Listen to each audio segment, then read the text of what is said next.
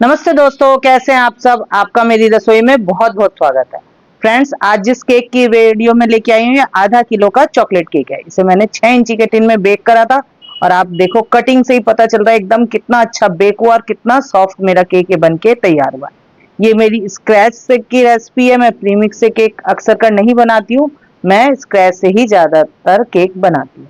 अब इसको मैंने अच्छे से बेक करने के बाद ठंडा कर लिया और इसकी कटिंग कर ली मैंने एकदम पतली पतली 3 लेयर में। और इसका जो बैक का पेपर था इसे हटाकर मैंने एक साइड गिर दिया।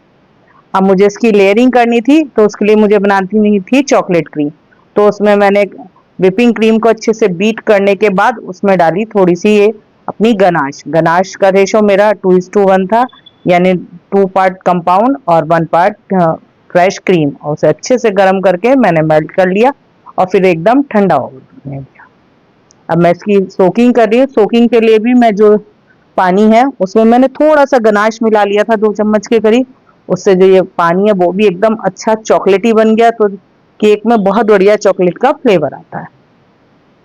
अब बस लेयर करने के लिए थोड़ी सी 2 चम्मच के करीब मैंने अपनी ये चॉकलेट क्रीम डाली और उसको अच्छे से स्प्रेड कर लिया और एक बार नाइफ को घुमा दिया जिससे ऊपर से बिल्कुल इवन हो गई। अब इसमें भी अच्छे से चॉकलेट का फ्लेवर आया तो मैंने इसमें थोड़ा सा गनाश को ऐड करा और उसे भी ऐड कर लूंगी मैं, जिससे हर बाइट में चॉकलेट का बढ़िया वाला फ्लेवर आ जाए। पूरी तरह से अच्छे से स्प्रेड करने के बाद किनारों पे से जितनी एक्स्ट्रा क्रीम थी उसे निकाल के मैंने बीच में ही ऐड कर दिया। अब थोड़े से डाले इसमें चोको चिप्स। इससे भी जब मुंह में चॉकलेट की बाइट आती है तो बहुत बढ़िया फ्लेवर आता है। अब ये मैंने जो फर्स्ट लेयर थी उसे उल्टा करके रख दिया, इससे केक को हाइट मिलती है अच्छे से। और किनारों को कर दिया बढ़िया तरीके से सील। इसी तरह मैंने अपनी दूसरी लेयर की भी आइसिंग करी, उसमें क्रीम लगाई, फिर चोको चिप डाले, गनाश डाला। सेम जैसे पहली लेयर में करी थी इसी तरह दूसरी लेयर में करके और मैंने ऊपर से लास्ट लेयर रख दी और उस पर लगाई बिल्कुल हल्की सी क्रीम। बस इसके मेरे क्रम सेट हो जाए। ज्यादा क्रीम की ऊपर जरूरत नहीं होती है, बिल्कुल हल्की सी क्रीम लगाते हैं, बस हमें इसके क्रम सेट करने होते हैं। और इसमें से मैंने जितनी एक्स्ट्रा क्रीम थी उसको निकाल दिया। अब इसकी फाइनल आइसिंग करनी थी। अगर आप चाहें तो इस टाइम पे इसको आप फ्रिज में भी लगा सकते हैं 10 मिनट, लेकिन मैं हाथ के हाथ ही इसकी आइसिंग कर रही हूँ। तो बस इसमें डाली मैंने 2 चम्मच चॉकलेट गनाश। अब ये फाइनल आइसिंग की क्रीम बना रही हूँ तो इसमें हल्का सा मैंने ब्राउन कलर ऐड कर लिया, जस्ट 2 ड्रॉप। और इसे मिक्स करके एक बढ़िया से मेरे चॉकलेट कलर का क्रीम बन के तैयार हो जाएगी, जिसमें चॉकलेट का फ्लेवर भी होगा और कलर भी बहुत सुंदर होगा। अब उसे पाइपिंग बैग में भरकर और मैंने टर्न टेबल को रोटेट करती गई। थोड़ा सा पाइपिंग बैग को बिना नॉजल के ही मैंने काट लिया था और टर्न टेबल को रोटेट करते करते पूरे केक पर मुझे इस क्रीम को अप्लाई करना था। तो टॉप पर भी मैंने इसी तरह करा। जब पाइपिंग बैग में क्रीम खत्म हो गई तो थोड़ा सा मैंने नाइफ से ही क्रीम डाल दी। अब इसे नाइफ की सहायता से पहले टॉप को अच्छे से क्लीन करा, स्प्रेड कर ली क्रीम। अब ये साइड पर भी एक बार मैं नाइफ चला दूंगी, इससे कहीं भी जैसे गड्ढे से बन गए हैं थोड़ी सी क्रीम को इसे नाइफ को रब करती हुई चलाऊंगी तो इससे एकदम से जो सारे गड्ढे हैं वो फिल हो जाएंगे। अब इसे एकदम स्ट्रेट करने के लिए मैंने एक बार कॉम्ब घुमा दिया, उससे हमारा केक जो है झटपट स्ट्रेट हो जाता है। जितनी भी एक्स्ट्रा क्रीम होती है वो बाहर निकल जाती है और केक एकदम स्ट्रेट हो जाता है। बस अब मैंने एक स्क्रैपर लेकर और उससे उसके बॉल को अच्छे से क्लीन कर दिया। उसको बिल्कुल लाइट हैंड से स्क्रैपर से क्रीम को टच कराते हुए और अपनी टर्न टेबल को हम रोटेट करते रहेंगे तो किनारे एकदम बढ़िया तरीके से क्लीन हो जाते हैं। ऊपर भी जितनी एक्स्ट्रा क्रीम आ गई थी उसे मैंने हटा लिया नाइफ से। अब इसे बोर्ड पर शिफ्ट करना है तो बोर्ड से पहले अच्छे से इसमें नाइफ घुमा दिया जिससे बोर्ड से ये बिल्कुल पूरी तरह निकल जाए। फिर इसे आगे सरकाते हुए लाया और बोर्ड पर शिफ्ट कर लिया। एक बार नाइफ को मैंने यहाँ पे भी घुमा लिया। अब चॉकलेट क्रीम में अक्सर कर ऐसे छोटे छोटे गड्ढे जो दिखाई दे रहे हैं वो हो जाते हैं, तो बस नाइफ को एकदम तेज गर्म पानी में हम डिप करेंगे और ऐसे ही बिना पानी से निकाल पहुंचे हुए हम उसकी साइड वाल पे अच्छे से चला देंगे। अब ये जो गनाश है मुझे ऊपर तक ड्रिप डालना है, तो गनाश में मैंने थोड़ा सा दूध डालकर और इसमें डाला आधा चम्मच से भी कम वेजिटेबल ऑयल। एकदम शाइनी वाला गनाश बनके तैयार हो गया। अगर वेजिटेबल ऑयल नहीं डालना है तो आप न्यूट्रल जेल भी डाल सकते हैं। और इसको मैंने भरा पाइपिंग बैग में और उसकी सहायता से मैं पूरे केक पर इसको अप्लाई कर रही हूँ। उससे जो पूरे केक पर इवन हमारा गनाश स्प्रेड होता है। और बस नाइफ से बिल्कुल हल्के से टच कराते हुए और मैंने केक के चारों तरफ से इसे कर लिया। इससे जहां जहां भी एक्स्ट्रा था मेरा गनाश वो एकदम ऊपर से क्लीन हो गया और नीचे हल्की इसकी नेचुरली ड्रिप आ गई। बिल्कुल हल्के हल्के से मैं टर्न टेबल को टैप कर रही हूँ जिससे ये जो मेरी ड्रिप है नीचे तक आ जाए। अब जितनी एक्स्ट्रा थी उन्हें हमने से हटा दिया बोर्ड पर से, क्योंकि जो नीचे जितनी ड्रिप बह के आई थी उन्हें धीरे धीरे करके हुए हमने बोर्ड पे से हटा दिया। और इस टाइम हम इसे रख देंगे 10 मिनट के लिए फ्रिज में। तो फ्रिज में रखने के बाद तो बहुत जल्दी से आपका जितना भी एक्स्ट्रा गनाश आया होता है फटाफट हट जाता है और हमारा केक एकदम अच्छे से बोर्ड जो है क्लीन हो जाता है। अगर आप चाहें तो यहाँ पे इस पे क्रीम भी अप्लाई कर सकते हैं जिससे बोर्ड देखने में भी सुंदर लगे।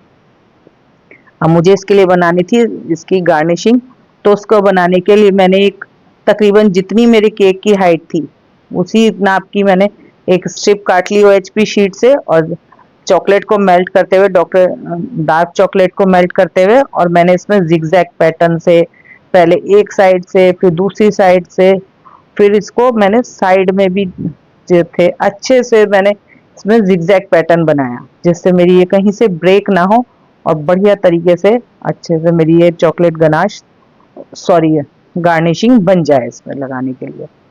तो इसको बस हमें यही ध्यान रखना है कि इसको कहीं भी तोड़ना नहीं है, ऐसी जगह ना रह जाए कहीं से खाली रह जाए और इसे अच्छे से स्प्रेड कर लेना है। और इसे अब हटा के हमने एक साइड रख दी और फिर इसको जब हल्की सी ये सूख गई, जब हाथ से टच करने पे हाथ पे नहीं आ रही थी, बस नाइफ की सहायता से इसमें हमने कट लगाए। अब मुझे इसको राउंड शेप में करना था तो OHP शीट को हमने अच्छे से राउंड कर दिया। पहले मैं इस तरह से लगा रही थी तो नहीं हुआ, फिर मैंने इसको लगा के और रबड़ बैंड इसमें चढ़ाई और इसको एक बढ़िया तरीके से राउंड शेप दे दी। अब 5 मिनट को इसको मैंने रख दिया फ्रिज में। जस्ट 5 मिनट में ही हमारी ये अच्छे से सेट हो जाएगी क्योंकि एक बहुत पतली सी ही हमारी चॉकलेट की लेयर है। और इसको बस निकालने के लिए रबड़ बैंड को हम इसमें से करेंगे रिमूव और इसको OHP शीट का एक किनारा हल्के हाथ से हम पकड़ेंगे और ये अपने आप ही OHP शीट से अलग हो जाएगी। बहुत हल्के हाथ से इसे हैंडल करना है क्योंकि एकदम नाजुक सी है। बस इसको उस पे से हटा लेंगे धीरे धीरे करके हुए और इसे किसी प्लेट में रख लेंगे। अब बहुत जल्दी इसे हमें काम करना है। अगर थोड़ी देर आपको इसे यह है कि थोड़ी देर बाद यूज करनी है तो इसे इतने फ्रिज में लगा दे क्योंकि गर्मियों के दिन है और इससे मेल्ट नहीं होगी। बस इसे प्लेट में रखने के बाद अब हम अपने केक को बाहर निकाल लेंगे फ्रिज में से और अब इसको केक पर लगाएंगे। सारी मैंने उठा के रख ली थी। अब इसको बस फ्रिज में से अपना केक को बाहर निकाला, बोर्ड को भी अच्छे से क्लीन करा और इसे केक पर अच्छे से प्लेस कर देंगे क्योंकि इसकी मेरी जो नीचे गनाश लगा रखा है वो हल्का सा भी गीला है तो ये आराम से स्टिक हो जाएगी, स्लिप नहीं होगी, आराम से स्टिक हो जाएगी क्योंकि गनाश भी थोड़ा सा स्टिकी होता है। इसको एक साइड करा और इस पर दूसरी वाली भी मैंने प्लेस कर दी। अब मुझे इसके लिए एक और गनाश बनाना था, वो था मिल्क कंपाउंड का गनाश। उसके लिए मैंने लिया 2:1, थोड़ा सा 2 पार्ट से ज्यादा मैंने इसमें कंपाउंड डाला मिल्क कंपाउंड, उससे एकदम कलर भी डिफरेंट आ गया और जो देखने में इसको एक अच्छा सा लुक देगा। और इसको मैंने पाइप करने के लिए 2 पाइपिंग बैग इकट्ठे कर ली क्योंकि हार्ड होता है तो कई बार पाइपिंग बैग में से हमारी नोजल बाहर निकल जाती है, इसलिए 2 पाइपिंग बैग लिए मैंने और उनको इकट्ठे लगा लिया। अब इसमें ये डालूंगी मैं ओपन स्टार नोजल। इस तरह से इसमें छोटे छोटे से कांटे बने होते हैं, एकदम खुला हुआ सा होता है। इसमें डालने के बाद बस इसमें हल्के हल्के से कहीं कहीं में छोटे छोटे से फ्लावर बना दूंगी। बहुत ज्यादा नहीं बनाऊंगी, 6 से 7 फ्लावर बनाऊंगी और मेरा केक उसी में ही एकदम कंप्लीट दिखने लगेगा, जो देखने में भी बहुत सुंदर है और टेस्ट वाइज भी बहुत अच्छा है। इसमें भर भर कर चॉकलेट का फ्लेवर है जो बच्चों को बहुत पसंद आता है। और ये केक वैसे भी 18 इयर्स बॉय का है तो डिजाइनिंग में बहुत ज्यादा हमारे पास स्पेस नहीं रह जाता है कि बहुत ज्यादा हम कुछ डिजाइन वगैरह कर सके उनके लिए। उनको इसी तरह के बच्चों को डिजाइन पसंद आते हैं। और इसमें 2 मैंने लगाई है वाइट कंपाउंड से गार्निशिंग बनाई थी वो लगा दी तो एकदम मेरा केक हो गया कंप्लीट। बस इसमें हम डालेंगे दोनों थोड़े से स्प्रिंकलर और केक अच्छा से एकदम बन के तैयार हो जाएगा। अगर आपको ये वीडियो पसंद आए तो इसे लाइक जरूर करें, अपने दोस्तों के साथ शेयर करें और मेरे चैनल को सब्सक्राइब करें। और बेल आइकन को जरूर प्रेस करें, जिससे मैं जब भी कोई नई वीडियो डालूं तो उसका नोटिफिकेशन आपके पास आ जाए। बस अब